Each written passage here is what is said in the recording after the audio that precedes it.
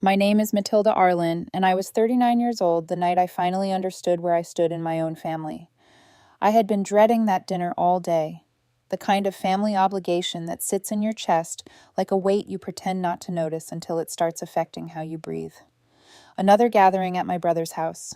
Same table, same forced laughter, same quiet expectation that I would show up, smile, and play my part. I went anyway. I always did. That was my role. The dependable aunt. The one who helped with bills when they fell behind. The one who paid for Cody's phone, his car insurance, even his first apartment so he could say he was independent without actually being independent. I pulled into their driveway already exhausted, not from anything specific, but from knowing exactly how the night would unfold. Inside, the house smelled like overcooked food and cheap wine. My sister-in-law greeted me with a tight smile that never reached her eyes. My brother barely looked up from his phone. The conversation started and died in shallow bursts. Complaints about work, comments about responsibility, subtle remarks about people who don't really understand what it takes to raise a family. No one ever said my name, but I always knew who they meant. Cody was already drinking when I arrived. 18, loud, and completely unchecked. Nobody stopped him. Nobody ever did. They called it trust. I called it enabling. He got louder with every glass, telling stories that went nowhere, laughing too hard at himself. The table let him. They always did.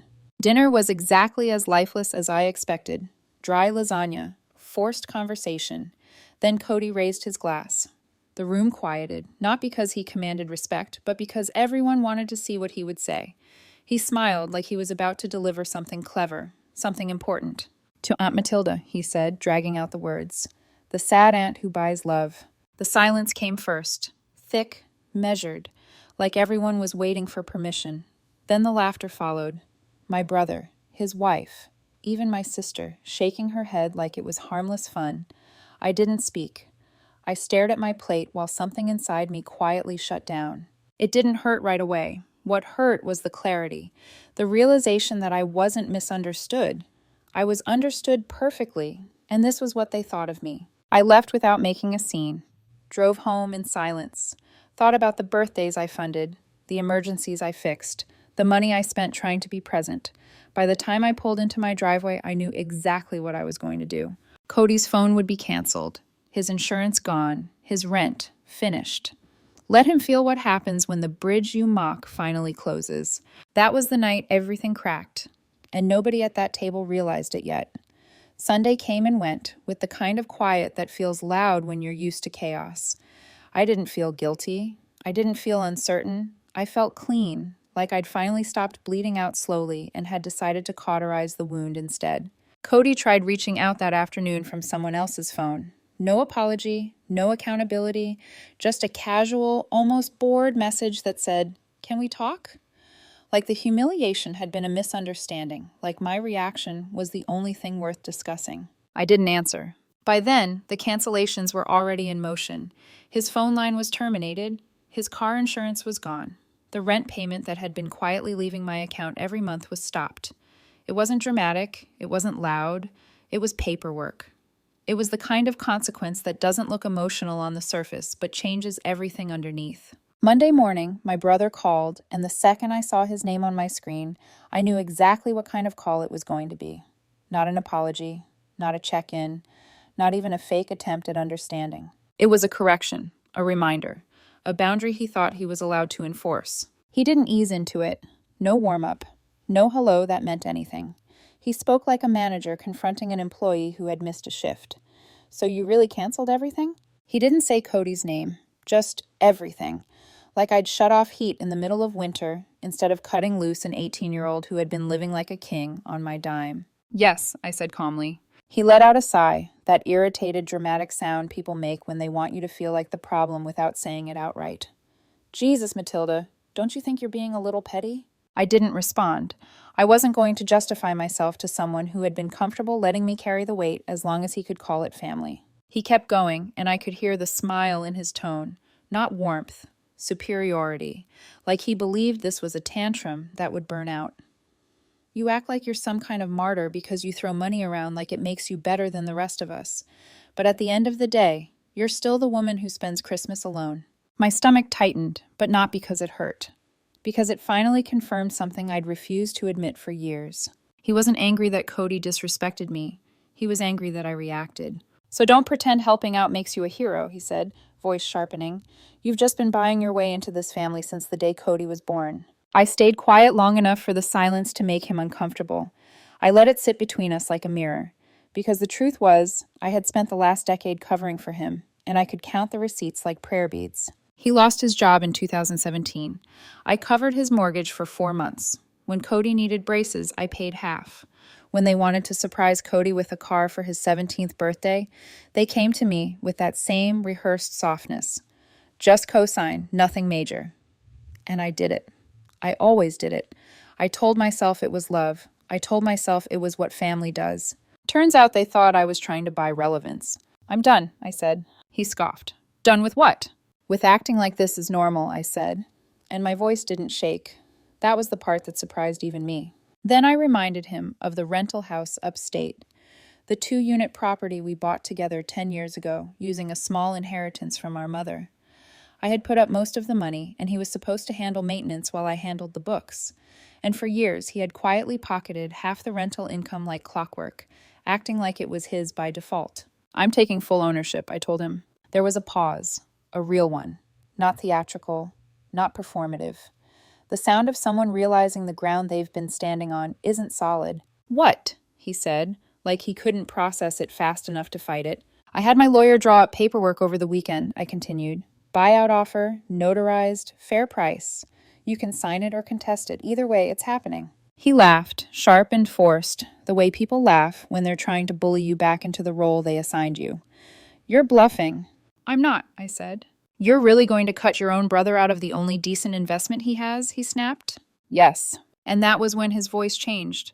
The arrogance drained out like water. I heard panic slip in underneath the anger, and suddenly he wasn't speaking like a boss anymore. He was speaking like a man trying to hold up a wall that had already started collapsing. Before he could form whatever excuse was coming next, his wife grabbed the phone. She didn't greet me. She didn't soften her tone. She launched into a monologue like she had been saving it for years. She told me I was cruel, that I was embarrassing a teenager who looked up to me, that nobody ever forced me to help, and if I chose to, that was on me. She said I wasn't doing this because of what Cody said, but because I was lonely and bitter and couldn't stand seeing a family that actually loved each other. She kept going, like she was trying to drown me in her certainty. She said I had no kids of my own, so I liked playing parent when it suited me, and pulling out when it didn't. She said if I walked away from them, I'd eventually have no one. I listened to every word. I didn't interrupt. I didn't defend myself, because something in me had finally understood that defending myself was part of the trap. If I argued, they could call it drama. If I cried, they could call it instability. If I begged, they could call it proof. So I stayed calm, and when she stopped for air, I said, "You're right, I won't have anyone, but at least I won't be lied to, used, and laughed at by the people I kept afloat." Then I hung up. The next day, Cody was officially moved out of his apartment.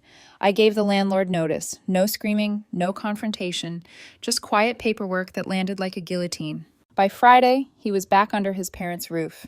No car, no phone, no rent money, just a mattress, a secondhand laptop, and the sudden realization that independence isn't a vibe you post online. It's something you earn, and that should have been the end of it. But I could feel it already, even in the silence. This wasn't over yet. The real unraveling hadn't even started. The silence from my brother's house by the end of that week said more than any argument ever could. No angry texts, no guilt-soaked voicemails, just absence. The kind that tells you people are scrambling behind closed doors, trying to rearrange a life that only worked when someone else was holding it together. Cody was back under their roof, and from what filtered through my sister, who still liked to pretend she was neutral, he wasn't handling it well. 2 weeks earlier, he'd been bragging to his friends about never living with his parents again, about adulthood, freedom, independence. Now he was sleeping in the same room he'd grown up in, sharing a wall with the laundry room, getting side-eyed every time he opened the fridge like he was a guest who had overstayed his welcome. I didn't feel bad, not even a little. Consequences only feel cruel to people who've never had any. What I didn't expect was how quickly the next domino fell. Saturday morning, I got a call from the property manager for the upstate rental, the one I was in the process of taking full control of. Her voice was polite but tight, like she was navigating something uncomfortable. She told me my brother had contacted her directly. He'd insisted he was still a co-owner and asked her to ignore any changes I sent over until things were sorted out legally. I didn't argue. I didn't react emotionally. I sent him one message, one sentence. Any further interference, and I'll initiate a formal legal dispute. He didn't respond. That afternoon, his wife called again. This time she sounded different, calm, measured, strategic, like someone trying a new approach after the old one failed. "Look, Matilda," she said, "I think we all got a little carried away. Let's not burn the whole bridge over a joke." That word again, joke. I asked her if she actually understood what I was doing, that this wasn't about Cody running his mouth at dinner. This was about years of responsibility I'd carried without acknowledgement, about the fact that the first time I said no, they treated it like betrayal. She sighed, heavy and rehearsed. "He's your nephew. Don't you want to see him succeed?" "Not if I'm the only reason he ever will," I said. That was when she started crying. Whether it was real or calculated didn't matter to me anymore. The truth had already surfaced, and no amount of emotion was going to push it back down. The rental income meant something very different to them than it did to me. To me, it was passive income, a long-term plan. To them, it had become a lifeline. They had budgeted around it, planned vacations with it, covered emergencies with it, and now it was slipping out of reach. Monday morning, my lawyer sent the final paperwork. Buyout complete, name transfer filed, a clean separation, no more shared investments, no more shared anything. I expected resistance, threats, accusations, another attempt at guilt. Instead, they went quiet. For a few days, it almost felt like peace. Then my sister sent me a screenshot. It was a group chat between Cody and a few of his friends. One message read, "Damn, you really living with your parents again?" Another said, "From solo apartment to sharing a bathroom with your mom. Legendary." Cody hadn't responded. I stared at that screenshot longer than I expected to. Not because I felt sorry for him, but because I understood something he was just starting to learn. Status borrowed from someone else disappears the moment the source dries up. By the second week, the cracks widened. I went to my niece's birthday party. Not because I wanted to, but because my sister begged me to come. I didn't expect my brother to say anything. I didn't expect Cody to show up, but they were both there. Cody stayed quiet, not humbled exactly, more like stalled, like someone who had run out of clever lines and didn't know who they were without them. He stood near the drink cooler, scrolling through a scratched prepaid phone, the kind you buy at a gas station. This was the same kid who used to complain about not getting the newest phone every year. His friends didn't come, not one. Word had gotten around. And at that age, moving back home isn't just inconvenient, it's social extinction. What caught my attention more than Cody was my brother and his wife. They barely spoke to each other. She stayed on the opposite side of the yard. When he asked her questions, where something was, whether she'd seen the kids' shoes, she answered without looking at him, like someone clocking out early from a job they no longer cared about. The fake cheer was gone. You could feel the weight of it all settling into that backyard, the sound of things unraveling quietly. That night, I got a message from my brother. 2 words, "You win." I stared at it for a long time. It didn't feel like a victory. It felt like an admission, like he finally understood this was never about a joke or a teenager being careless. It was about dependency, dressed up as family. A few hours later, he followed up. "We can't keep up with the mortgage without the rental income. You knew that." I didn't reply. Because no, I didn't know that. And even if I had, it wasn't my responsibility anymore. The safety net was gone. And without it, everything else was starting to fall. I thought the mortgage message would be the end of it. I assumed pride would keep them quiet, that embarrassment would force distance, that the silence would stretch long enough for reality to settle in. I underestimated how dangerous desperation can be when it's mixed with entitlement. A week later, I got blindsided in the most pathetic way possible. Cody showed up at my front door. He was wearing a hoodie pulled too far down over his face and sunglasses that made no sense for the time of day. He didn't knock twice, just stood there, stiff, holding a manila envelope like it weighed more than it should have. I hadn't seen him since the dinner, and up close, he looked different.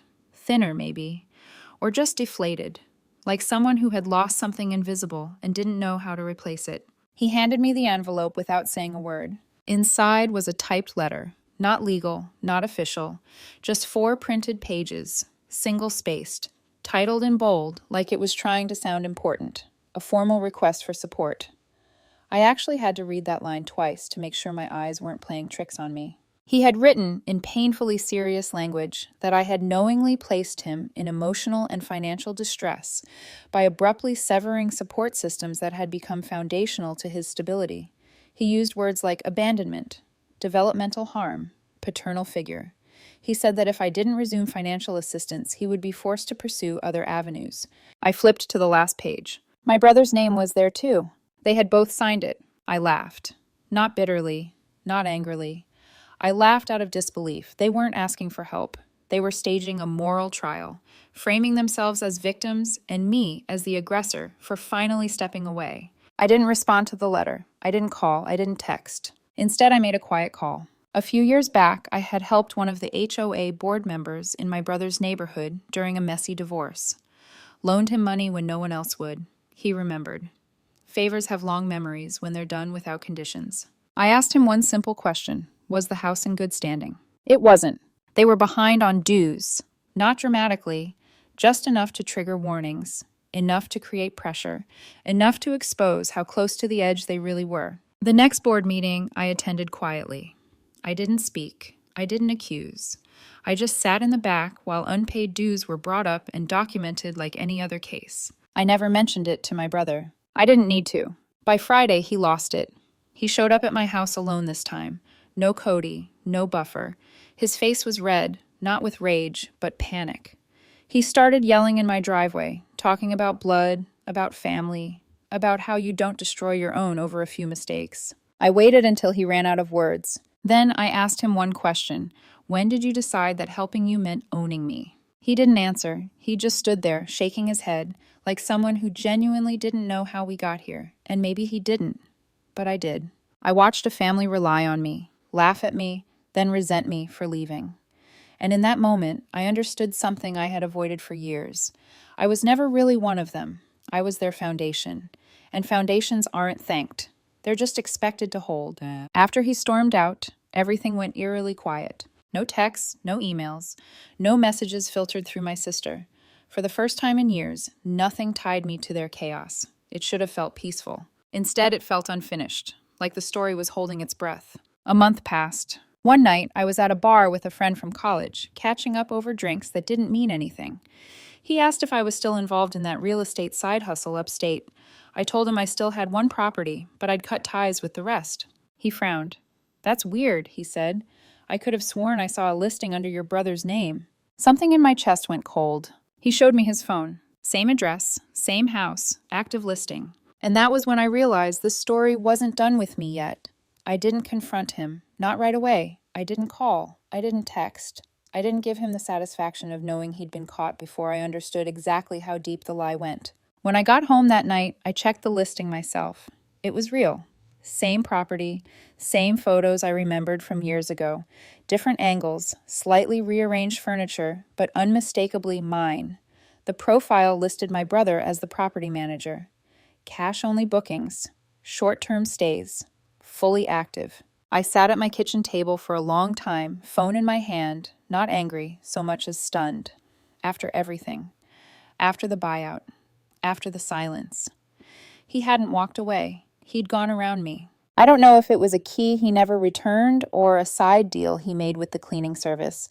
I don't know how long he'd been doing it or how many guests had stayed there without my knowledge. What I did know was that he'd counted on one thing, that I wouldn't find out. Or if I did, that I'd come to him quietly, emotionally, ready to negotiate my own boundaries down again. So I didn't. I waited 3 weeks. I tracked the listing activity. I saved screenshots of every booking, every review, every date. I let the evidence stack itself neatly, calmly, like bricks. Then I made one final move. One weekend, I drove upstate with a locksmith and a new property manager. The guests inside had checked out that morning. We didn't rush. We didn't argue. We changed the locks, installed cameras, posted a notice on the door stating clearly that any unauthorized entry would result in criminal charges. Then I left. 2 days later, I came back and waited in my car across the street. My brother arrived mid-afternoon. I watched him walk up to the front door, keys already in his hand. I watched his body stiffen when the lock didn't turn. He tried again, harder. Then he stepped back, circled the house, checked the back door. That's when he saw the notice. He stood there for a moment, reading it, shoulders tight. He didn't call me. He didn't text. He just got back in his car and drove away. I haven't heard from him since. Cody didn't fare any better. Last I heard, he'd moved to Phoenix to live with a woman he met online. She kicked him out a month later when she found out he'd lied about having a job. Now he's sharing an apartment with 3 men who work night shifts and argue over whose shampoo is whose. My brother and his wife sold their house quietly, moved to a smaller place outside the city. Less mortgage, less pride, less of everything. I kept the rental, cleaned it up, made it profitable, but more importantly, I made a rule. No family discounts. No, just this once. No unspoken agreements. I still go to the occasional family event. Birthdays, graduations. I bring a bottle. I eat the food. I leave when I'm full. Nobody jokes anymore. Nobody laughs too loud. And every time I see them, I wonder if they remember how it all changed over one dinner and one sentence. The night the sad aunt stopped buying love. I thought that was the end. I was wrong. It had been 8 days since I changed the locks and officially closed the door on the last loose end. I told myself the story was finished. Nothing left to confront. Nothing left to clean up. Life, for once, felt orderly. Then my phone rang. Unknown number. I let it go to voicemail, the way I always do now. I didn't feel curious. I didn't feel anxious. I listened later that night, almost out of habit, and had to replay it twice to make sure I'd heard it correctly. It was Cody. His voice was calm in a way that felt unfamiliar, stripped of bravado, stripped of performance. He said he was in town for a couple days and wondered if we could meet for coffee. He said he wasn't asking for anything. No money, no favors, just to talk. I almost deleted it. I don't know what stopped me. Curiosity, maybe, or the quiet instinct that unfinished things don't go away just because you ignore them. We met the next morning at a small coffee shop neither of us had history with. Neutral ground. No memories to weaponize. I arrived early. He came alone. Up close, he looked older. Not wiser exactly, just worn down. Like arrogance had been sanded off one layer at a time until there was nothing flashy left to hide behind. He sat down and didn't waste time. He told me he'd been wrong, that what he said at dinner wasn't a joke, it was a test, a twisted attempt to feel superior for once. He admitted he'd always known I was the one holding everything together, and that made him feel small. So he tried to make me smaller. What surprised me wasn't the apology. It was what came next. He told me he'd recently found out that his mother had used my name and credit on a second rental application for him a year before everything fell apart. She'd reused old paperwork from a lease I once helped them with, forged a cosigner's signature. When the rent fell behind, it had nearly damaged my credit. I'd never known, never received a notice, never been told. He found out 2 weeks earlier when he applied for a car loan and the bank flagged it. "You think you were just the wallet," he said quietly, "but it was worse than that. You were the foundation, and we built a whole mess on top of you." He didn't cry. He didn't ask for forgiveness. He stood up after that, paid for his coffee, and left. I checked the claim that afternoon. He wasn't lying. The documentation was there. My name. A fake signature. Old files reused like they'd assumed I'd never notice. It's being handled now, legally and quietly. But that was the final truth. Not the joke, not the money, not even the betrayal. It was the silence. The assumption that I'd never matter enough to notice what they were doing to me. Now I do. So here it is. The end of this entire story is simple. They don't get another chance. Not in a year. Not at a funeral. Not when someone hits rock bottom and suddenly remembers my name. I built something on my own, and I'm keeping it that way. No more dinners. No more explanations. No more buying love. And if they ever tell the story of the aunt who walked away, I hope they remember this. I didn't walk away from them. They just never realized I was the only one still standing.